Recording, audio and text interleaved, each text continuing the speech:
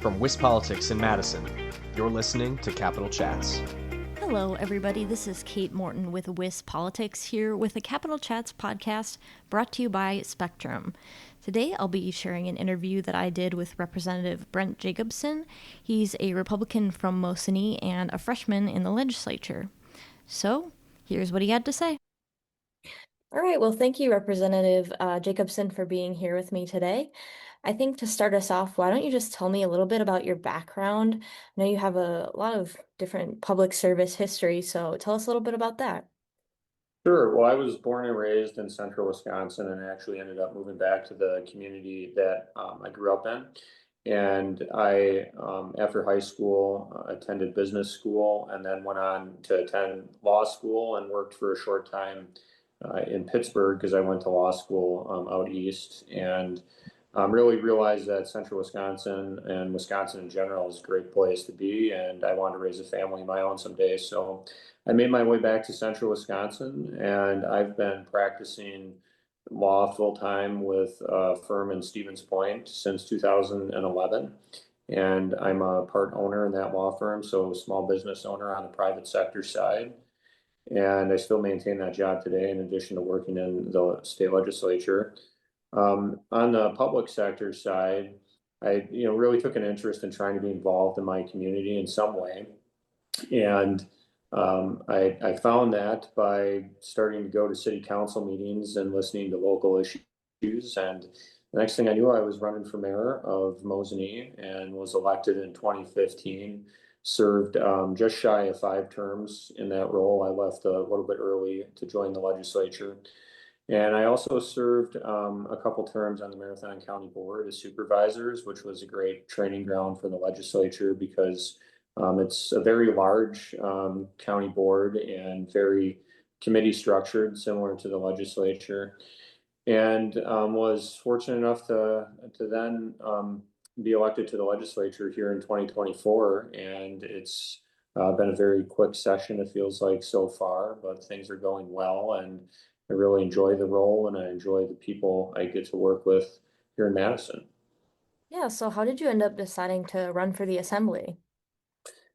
Well, I had run for the legislature in 2022 on the state Senate side when Senator Petrusky retired, and unfortunately wasn't successful in that bid. But I was actually, to be quite honest with you, getting ready to consider leaving the public sector, and I felt I had put in quite a bit of time already, and wanted to spend some time enjoying my family. I have a young daughter and now a young son, and wanted to work on my private sector role. But really, for me, the fire sort of rekindled when I saw what had unfolded in 2023, when the Supreme Court bench ideologically had shifted with the election of Justice Protasiewicz, and being a practitioner of the law myself. I really felt Wisconsin was heading towards a turning point. And that became obvious with how fast the remapping had went in the state. But when those new maps were signed into law by the governor, there was a newly created district in the 87th, and I felt that somebody qualified with a good background should step up. And that didn't mean it had to be me, but no one immediately stepped forward, and I decided to enter the race in February 2024 when Representative Schneider indicated he was going to be relocating to maintain the majority of his old district in Wausau. Yeah, I know you mentioned the Supreme Court. I'm wondering what other top issues kind of motivated you to run for office, top areas you're kind of working on now that you're in the legislature. Sure. Well, a number of things. I really feel that the state of Wisconsin is a tremendous place to do business, but we could do better in attracting and retaining businesses. We've heard from some businesses that have up and left because there's more favorable tax environments, more favorable bureaucratic red tape environments in other states that they can do business in. And I, as a small business owner myself, was really motivated to work on how we can make our state more competitive economically. And one of the big things that on the Republican side we've been asking for some time, and through compromise with the governor in this last budget, was an income tax cut. And that's tremendous help for small businesses because a lot of them are no longer incorporated entities, but they're limited liability partnerships, LLCs, pass-through tax entities. So, really the economic piece was a big driver for me. And also, um, I took on the role of criminal justice and public safety during my time on the Marathon County Board and had a lot of opportunity to interact with the district attorneys, the public defenders, the judges, the jail system, law enforcement. And I just raising small children now in the state of Wisconsin. My wife just mentioned it the other day to me. She said, geez, I remember a time when my parents said be home by dark and didn't have to worry about it. And then in this day and age, I don't think you can have that mentality as a parent anymore because we just are living in an increasingly dangerous society, driven by crime and drugs and violence. And so I really wanted to carry that learning base forward from the local government level into the legislature, which is why I asked to be assigned to criminal justice and public safety, and have really, since being here, worked on a lot of legislation. Some vetoed, unfortunately, but some that I think has a very good chance of being signed into law. And that's when you can really see an impact on people personally. I'll be headed out after we're done here to go to a Senate committee hearing on a bill I'm co-authoring with Representative Schneider called Braden's Law, which actually derives from one of my 15-year-old constituents. He was from my district. He took his own life in March, having been lured into an online sextortion ring. That's a great example of a bill where the family's been here with us every step of the way. The mother cut my wife's hair at one point before this happened. That's how close-knit our central Wisconsin community is, and when you can really see an impact on people's lives. So, it's things like that where I felt down here I can make a difference by working on legislation with the caucus, and I've just been excited to do that. So really, public safety, criminal justice, the economy, those were some bigger drivers for me to want to get involved. Yeah. Are there any big accomplishments or other things you've been able to work on that you're proud of so far? Well, the Braden's law I just mentioned, I feel very confident. It passed the assembly unanimously on voice vote, and I think it's going to sail through the Senate. And that was a bill with bipartisan effort. We worked, Representative Schneider, actually, I'll credit him. He did the heavy lifting on it, worked with the Attorney General's office on it. So I am very confident in that becoming law before the session ends. I'm also happy that we have gotten some other legislation across the finish line. Um, the law enforcement community came to me asking for the state to consider a program to provide hearing protection for law enforcement.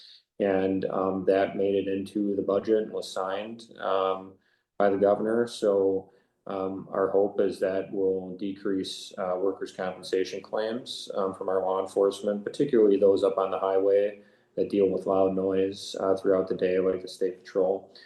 And obviously, I'm happy to have been a vote on what was a compromised budget with the governor this last session. And I think both sides can point to wins, and the Republicans can point to some major wins. I mentioned the income tax cut, the retirement income tax, the no sales tax on your utility bills. I mean, those are big things that help people in what is still a struggling economy with inflation that's higher than we want to see it right now. So I was happy to be a part of that budget process, even though I was one vote in slim majorities. That one vote's important. Yeah. One other thing I wanted to ask you about, you mentioned your background as an attorney. I'm wondering, how has that informed how you work in the legislature? Do you feel like it's a benefit?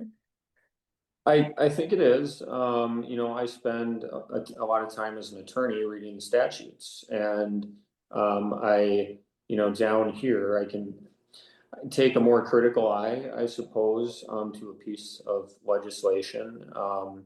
Every punctuation point can matter, and ensuring that that legislation is interpreted the way you want it to be, and that it passes constitutional muster. So I think that background is helpful. And then also, I practice on the litigation side, meaning I am a courtroom attorney. So I'm very happy to be vice chair of the Assembly Judiciary Committee.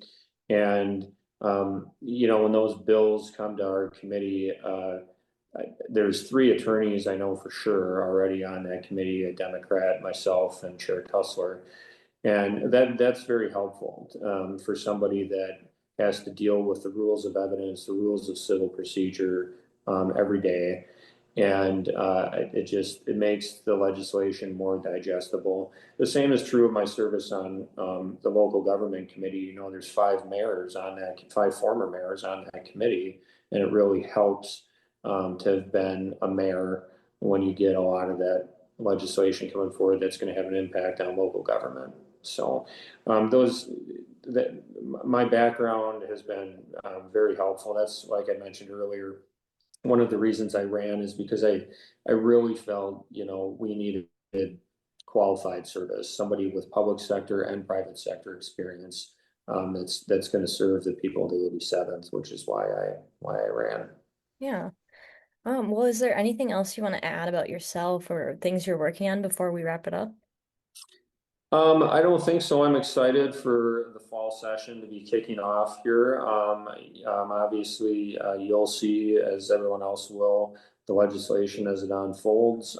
My priorities right now are number one, getting Braden's bill signed into law, and also getting what is called the deep fake bill through the assembly. That is a somewhat related bill with Senator Jacques, passed the Senate, I believe, unanimously earlier this year to have our statutes catch up to technology. This would criminalize taking someone's private representation, for instance, taking my image, my headshot off the internet, and then using artificial intelligence to create a fake private representation and then use that to coerce or intimidate the individual.